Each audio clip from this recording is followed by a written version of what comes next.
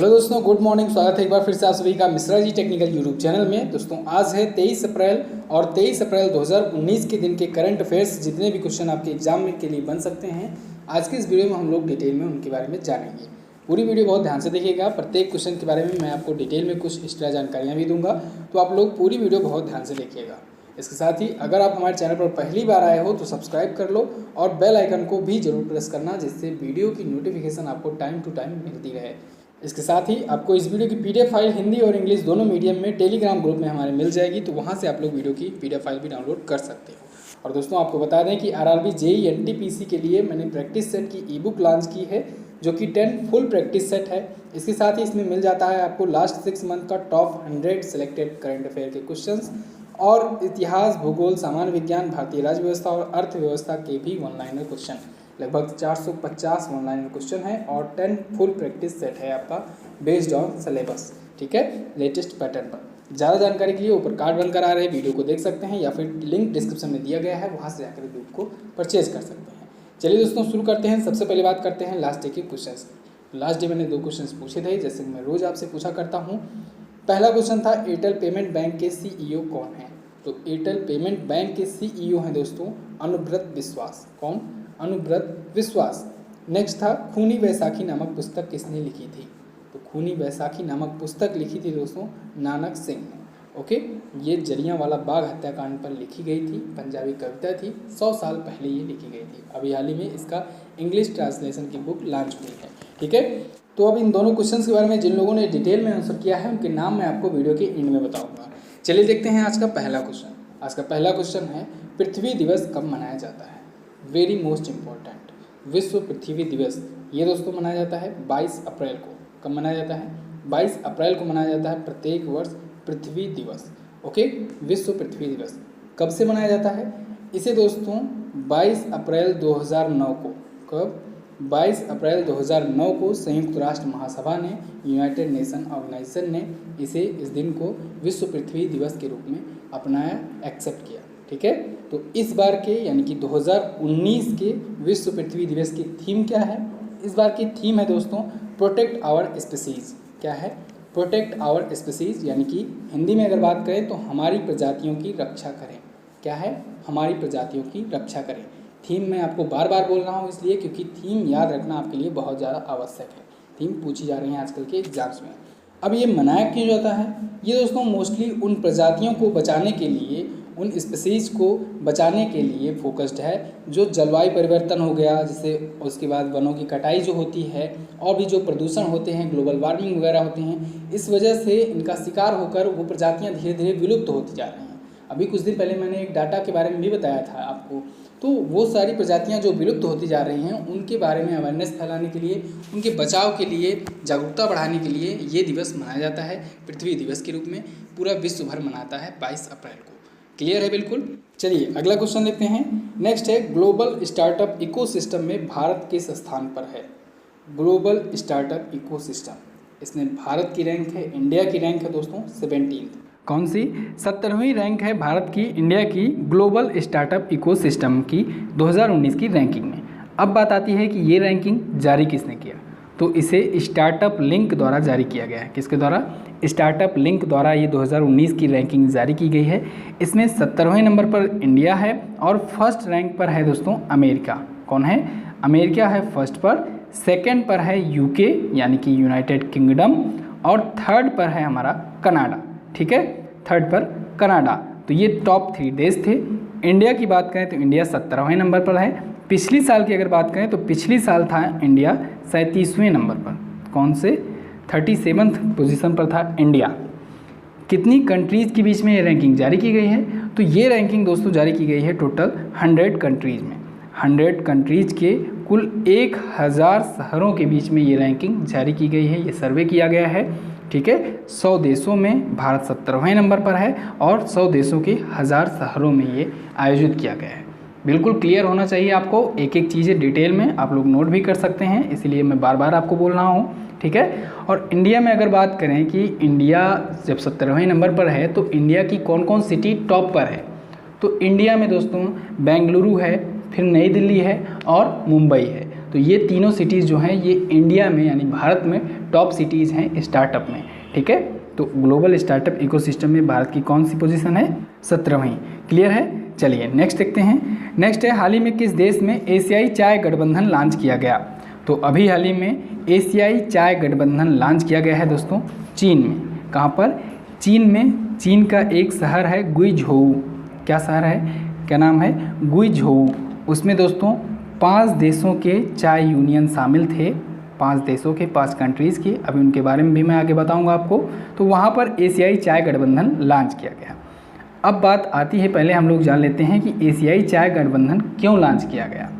तो दोस्तों चाय के व्यापार को बढ़ावा देने के लिए, चाय के बिज़नेस को बढ़ावा देने के लिए, इसके साथ ही कल्चरल और टेक्निकल मेथड्स के आदान प्रदान करने के लिए कि कहाँ पर किस प्रकार से चाय उगाई जाती है, और इसके साथ ही चाय को वैश्विक रूप से प्रचार प्रसार के लिए, मतलब ग्लोबली उसका प्रमोशन किया जाए, प्रचार किया जाए, इस वजह से ये ऑर्गेनाइज़ किया जाता है और चाइना में ये गुइझोउ में ऑर्गेनाइज़ किया गया। क्लियर है? अब हम लोग जान लेते हैं कि वो 5 देशों के यूनियन कौन है जो इसमें शामिल थे, ठीक है, इस सम्मेलन में शामिल थे। तो उसमें भारतीय चाय संघ शामिल था, इसके साथ ही चीन चाय विपणन संघ शामिल था, और श्रीलंका चाय बोर्ड शामिल था, और इंडोनेशियाई चाय विपणन संघ शामिल था, और 5वां जो था वो था जापान चाय एसोसिएशन, ठीक है। यानी कि अगर हम लोग वर्बली बात करें देश के बारे में तो इंडिया, चाइना, श्रीलंका, इंडोनेशिया और जापान, इन 5 देशों के चाय यूनियन जो हैं, चाय संगठन जो हैं, वो शामिल थे इस एशियाई चाय गठबंधन में। क्लियर है? बिल्कुल, बहुत अच्छे से आपको समझ में आया होगा। चाइना आया है तो चाइना के बारे में भी जान लीजिए, मैप में देख लीजिए, ये रहा चाइना। चाइना दोस्तों पॉपुलेशन की दृष्टि से दुनिया का सबसे बड़ा देश है। चाइना के राष्ट्रपति यानी प्रेसिडेंट हैं शी जिनपिंग, यहाँ की करेंसी है रेनमिबी, यहाँ की संसद का नाम होता है पीपुल्स कांग्रेस, और चाइना दोस्तों है हमारे एशियन कॉन्टिनेंट में। क्लियर है? चलिए आगे देखते हैं। नेक्स्ट है, हाल ही में किस सेना प्रमुख ने INS इम्फाल लॉन्च किया? तो अभी हाल ही में सुनील लांबा ने, जो कि हैं नौसेना प्रमुख करेंट टाइम पर, इन्होंने एक नया गाइडेड मिसाइल विध्वंसक जो है INS इम्फाल, इसे लॉन्च किया है। मैंने बताया नया गाइडेड मिसाइल विध्वंसक है ये INS इम्फाल, इसको आपको लोग याद रखिएगा। इसको अभी हाल ही में सुनील लांबा जी, जो कि करेंट टाइम पर नौसेना के प्रमुख हैं, इन्होंने लॉन्च किया है। मैं बार बार करेंट टाइम पर क्यों बोल रहा हूँ? क्योंकि मैंने आपको कुछ ही दिन पहले बताया था कि आगे आने वाले दिनों में यानी कि मई में हो जाएंगे हमारे नौसेना के प्रमुख करमबीर सिंह जी। तो अभी हैं सुनील लांबा नौसेना प्रमुख, आगे मई में हो जाएंगे करमबीर सिंह जी, ठीक है। तो अब बात करते हैं INS इम्फाल की। तो दोस्तों ये स्वदेशी रूप से डिज़ाइन किया गया है, यानी कि हमारे भारत में ही इसे डिज़ाइन किया गया है, और ये एक गाइडेड मिसाइल विध्वंसक है। ओके, INS इम्फाल कहाँ पर इसको डिज़ाइन किया गया? तो दोस्तों इसे मुंबई के माझगांव डाक शिप बिल्डर्स लिमिटेड में लॉन्च किया गया। कहाँ पर? मुंबई के माझगांव डाक शिप बिल्डर्स लिमिटेड में इसे लॉन्च किया गया है, और इसे प्रोजेक्ट 15B के सीरीज़ में लॉन्च किया गया है। प्रोजेक्ट 15B का ये तीसरा जहाज़ है, तीसरा इस प्रकार का जहाज़ है, गाइडेड मिसाइल विध्वंसक जहाज़ है INS इम्फाल। पहला कौन सा था? पहला जो लॉन्च हुआ था वो लॉन्च हुआ था 2015 में दोस्तों, उसका नाम था INS विशाखापत्तनम। तो ये तीसरा जहाज़ है, ठीक है। चलिए आगे देखते हैं। नेक्स्ट है, हाल ही में अमरपाल का निधन हो गया। ये थे एक, तो अभी हाल ही में अमरपाल जी का निधन हो गया। ये एक बंगाली लोक गायक थे। कौन? बंगाली लोक गायक थे, ये सिंगर थे, ये बंगाल के यानी पश्चिम बंगाल के अमरपाल। तो अमरपाल का अभी हाल ही में निधन हो गया 97 ईयर की उम्र में, 97 वर्ष की उम्र में। ये दोस्तों बंगाल के लोकगीतों पर कई बुक्स भी लिख चुके हैं, काफ़ी फेमस गायक थे ये, और इन्हें दुनिया भर से कई एकेडमी अवार्ड भी मिल चुके हैं। चलिए देखते हैं आगे। नेक्स्ट है, हाल ही में किसे Cleveland international hall of fame में शामिल किया गया? तो अभी हाल ही में Cleveland international hall of fame में शामिल किया गया है श्री श्रीनाथ को। किसे? श्री श्रीनाथ को। ये कौन है? ये दोस्तों इंडियन अमेरिकन साइंटिस्ट हैं एक, और इनको अभी हाल ही में बायोलॉजी सिस्टम्स के लिए, ग्लोबल इशूज़ के लिए और डेवलपमेंट्स में इनके योगदान के लिए इन्हें शामिल किया गया है। कहाँ शामिल किया गया है? Cleveland international hall of fame में। ओके, इनके बारे में थोड़ा सा और डिटेल में जानिए। श्री श्रीनाथ जो हैं ये दोस्तों बेंगलुरु यूनिवर्सिटी से BE किए हुए हैं, और इसके साथ ही ये graduate engineering and management national and international institute के ये डायरेक्टर हैं।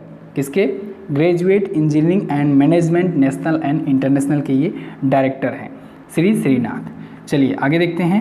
नेक्स्ट है, हाल ही में किस देश में पहले हिंदू मंदिर की आधारशिला रखी गई? बहुत ही इंपॉर्टेंट क्वेश्चन है, इसको याद रखिएगा। अभी हाल ही में किस देश में वहाँ के पहले हिंदू मंदिर की आधारशिला रखी गई है? तो इसमें करेक्ट ऑप्शन होगा आपका यूएई, यूनाइटेड अरब अमीरात में। तो यूनाइटेड अरब अमीरात के अबू धाबी में दोस्तों पहले हिंदू मंदिर की आधारशिला रखी गई है। यूएई आया है तो इसके बारे में भी जानिए। मैप में देख लीजिए यूएई कहाँ पर है। यूएई के राजधानी होती है अबू धाबी और यूएई के करेंट टाइम पर राष्ट्रपति यानी प्रेसिडेंट हैं खलीफा बिन जायद अल नहयान। यहाँ की मुद्रा होती है दिरहम। और यूएई में दोस्तों है आईसीसी का मुख्यालय जो कि है दुबई में। बहुत लोग कंफ्यूज होते हैं, यूएई की राजधानी बता देते हैं दुबई, लेकिन ध्यान रखिएगा दुबई वहाँ का बड़ा शहर है। जैसे हमारे इंडिया में बड़ा शहर है, बेंगलुरु हो गया, मुंबई हो गया, कोलकाता वगैरह हो गया, लेकिन राजधानी हमारी दिल्ली है। ठीक है, दिल्ली भी बड़ा शहर है।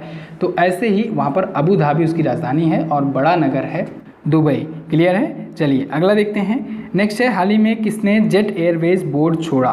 तो अभी हाल ही में नसीम जैदी जी जो थे दोस्तों, इन्होंने जेट एयरवेज बोर्ड को छोड़ दिया है। ये क्या थे जेट एयरवेज बोर्ड में? ये थे दोस्तों जेट एयरवेज के गैर कार्यकारी और गैर स्वतंत्र डायरेक्टर थे।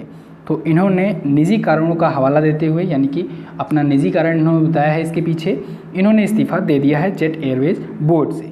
जेट एयरवेज काफ़ी दिनों से चर्चे में है।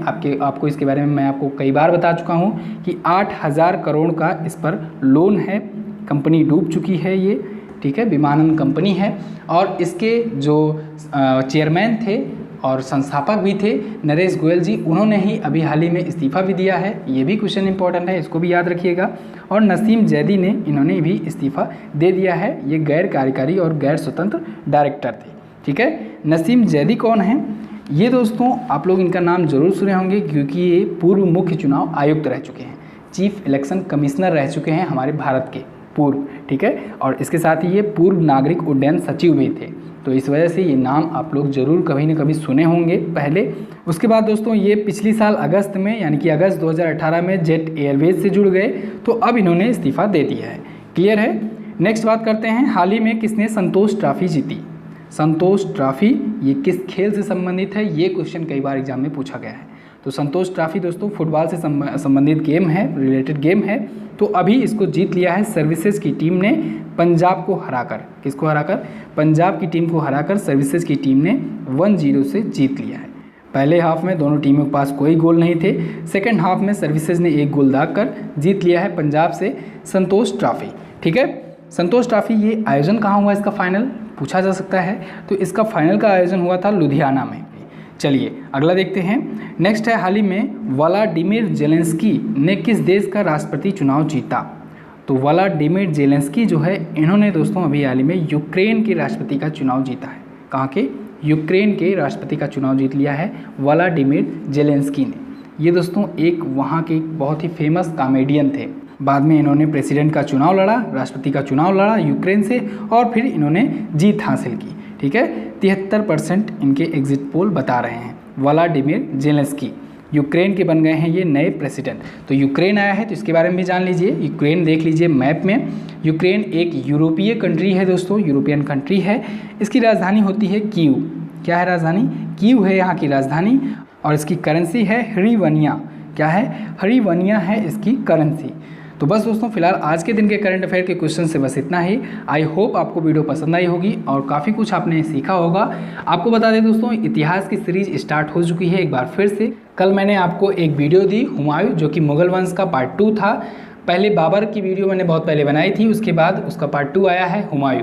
तो आपने अगर नहीं देखा है तो जाकर देख लीजिए। इतिहास की प्लेलिस्ट को सर्च कीजिए चैनल पर जाकर, उस प्लेलिस्ट की सारी वीडियो आप लोग देख डालिए। तो उसमें मौर्य वंश से लेकर अभी तक की सारी वीडियो अवेलेबल है, वहाँ से आप लोग देख सकते हैं।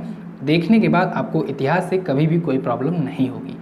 आइए अब हम लोग बात करते हैं क्वेश्चन ऑफ द डे की। तो आज का पहला क्वेश्चन है, भारतीय चुनाव आयोग का वर्णन किस अनुच्छेद में किया गया है?